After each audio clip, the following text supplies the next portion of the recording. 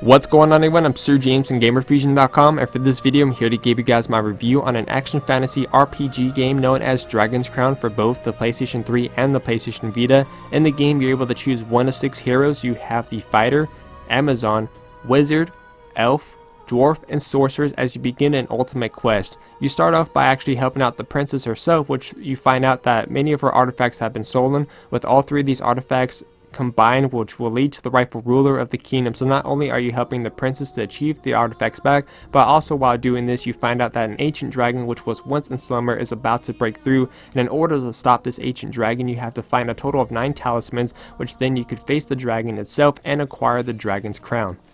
As for the graphics, how's the overall graphics in Dragon's Crown for both the PlayStation 3 and the PlayStation Vita? And I gotta say, hands down, visually, this game has one of the best looking graphics of 2013 that I have laid my eyes onto. The amount of artwork and detail that have been put into this game visually is really impressive, from the amount of detail of the level designs that you'll be visiting in the game, which you do visit quite a bit of places in the actual game, from the mythical boss battles that you'll be facing off, and of course the character designs altogether.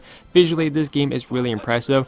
Now, of course, the main question is there a visual difference between the PlayStation 3 version and the Vita version? Honestly, no, the graphics are exactly the same on both versions. The only difference here is that you're either playing on a big screen or on a small screen. But overall, visually, this game is really impressive and one of the best ones that I've seen for the year of 2013. Now let me go ahead and go over the gameplay in Dragon's Crown. The gameplay is quite simple. It's pretty much like a hack and slash arcade with RPG elements all together. In the game you're going to be fighting in a wide variety of different dungeons. At the end of each dungeon you'll be facing off against a boss battle, and of course the game does have a wide variety in terms of boss battles depending on what kind of path you take. Also too, at the end of each stage you're going to get a score and a rank in terms of how well you did in terms of the amount of treasure you find all together. Also too, one thing I did forget to mention is that during the actual game you're able to use the right analog stick to move this little hand movement altogether. If you have to maybe be playing on the PlayStation Vita, you could also use the right analog stick, or you could use the touchscreen interface for this part, but the little hand is going to help you find little hidden gemstones located in crevices that will help build in terms of earning a much bigger score at the end of the actual stage. And of course too, also using the hand to in terms of going over chests and locked doors, because you're going to have this rogue guy that follows you around. Pretty much you're taking care of combat while the rogue is taking care of opening chests and picking up loot items that you have missed altogether. In the actual game, you're going to be finding a wide variety of different items together. Each item has their own unique rank. For example, S is the highest and E is the lowest, and each item has their own unique ability and of course durability as well. In terms of abilities, for example, you may find a sword that gives you a +9 strength, minus 11% damage in terms of freezing or things like that. Just each item has their own unique abilities altogether, and each item has durability, which then you could go to an actual magic item shop to repair your items, and of course to buy magic potions as well. These magic potions contain different elements. For example, you may have a potion that may increase your defense for 30 seconds, increase your attack for 30 seconds, or other unique items as well. You also have ruins. You're going to find these little basically like carving icons in the actual game. If you combine the right runes together, you're going to get a magical upgrade together. So you may have a magical shield to protect your allies, a magic light force to increase everyone's health, giving you another life icon which then you could use in the game, or power-ups as well. So you have those unique abilities, and of course you also have this temple. In the game you're actually going to find the remains of fallen allies that have fallen, whether it's online or offline, which is pretty cool for the online portion, which I'll go over here in just a second. But you could go to the temple and resurrect those fallen allies. So if you happen to be playing alone with the AI is going to be playing as those people that you revived. And of course if you happen to be playing online and find the remains of online players, you can actually bring them back to the temple, revive them, the AI will be playing as them, or you could choose to bury them and you get a small chance of getting an actual item overall. But just overall, in terms of gameplay, like I said, it's it's pretty much an arcade hack and slash with RPG elements.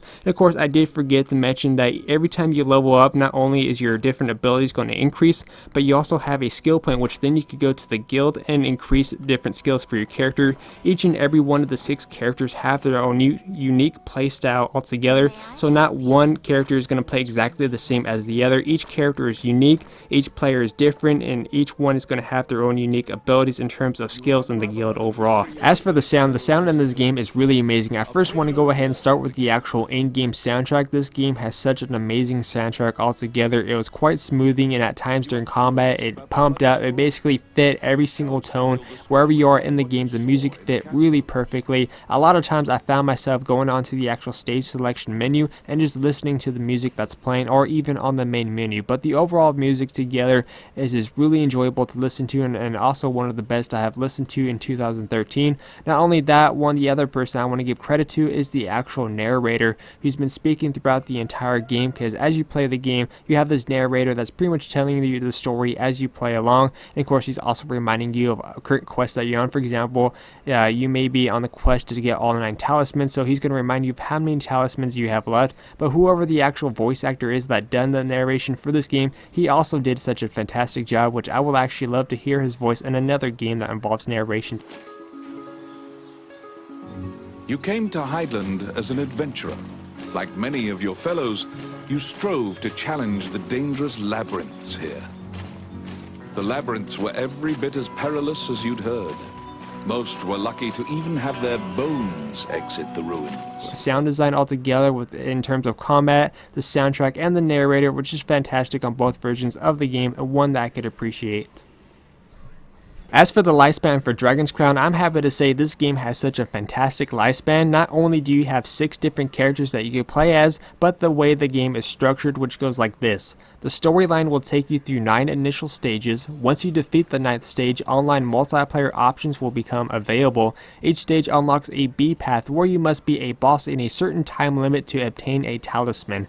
After getting all 9 talismans, a final stage opens up and a final boss becomes available. After beating the final boss of the game, you will unlock hard mode, which the level progress for your first playthrough is level capped at 35.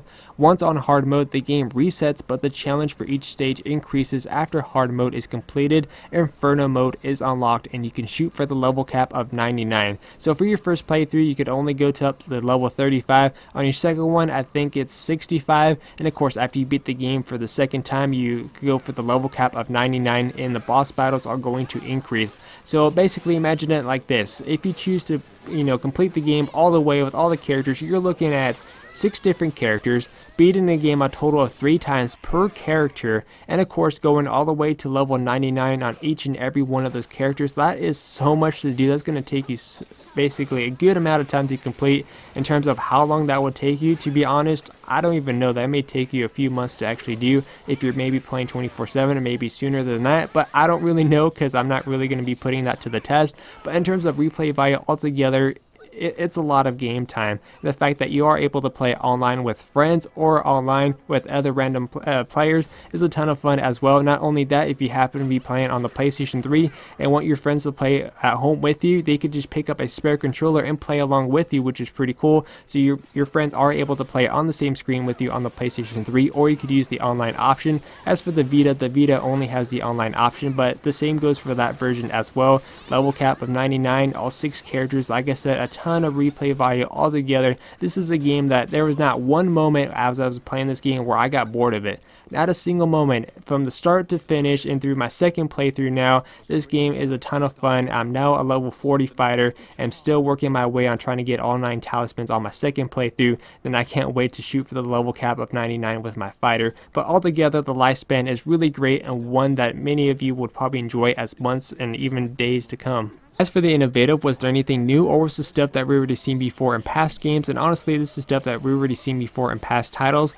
Now, in terms of the only gripe I have about the game is only minor, that the game does not feature crossplay, meaning that if you're on the PlayStation Vita and your friends are on the PlayStation 3 version of the game, you cannot crossplay with each other on the game in terms of the online cooperation, which is really unfortunate. I'm not sure what's the reason behind that, or if they may add that with a future update or a patch or something like that. We don't yet know. But we'll just have to wait and see what that's all about. But that's the only minor gripe, is no crossplay whatsoever. However, if you do happen to own the Vita and PS3 versions of the game, you are able to transfer your save files, which is quite simple and easy. All you do is upload your save data onto the server and download it onto whatever device you want. So let's say you happen to be at home on the console on the PlayStation 3, and you happen to be going on the trip for 7 days, but you really want to continue your profile. All you have to do is upload your save file onto the actual server, download it onto the PlayStation Vita version, and then you could play while you're on the go. And then once you come back, transfer your save file back, and everything that you achieved on the go is going to be there, which is a really useful function that I've used quite a bit. But overall, I want to have to give Dragon's Crown on the PlayStation Vita and the PlayStation 3 a full 10 out of 10. This game was a ton of fun and a must-have for all Vita and PlayStation 3 owners. If you guys would like to check out the complete walkthrough for both versions of the game, you guys could check the links down below. Anyways, I'm Sir James from Gamerfuzion, and remember, Gamerfuzion empowers your gaming.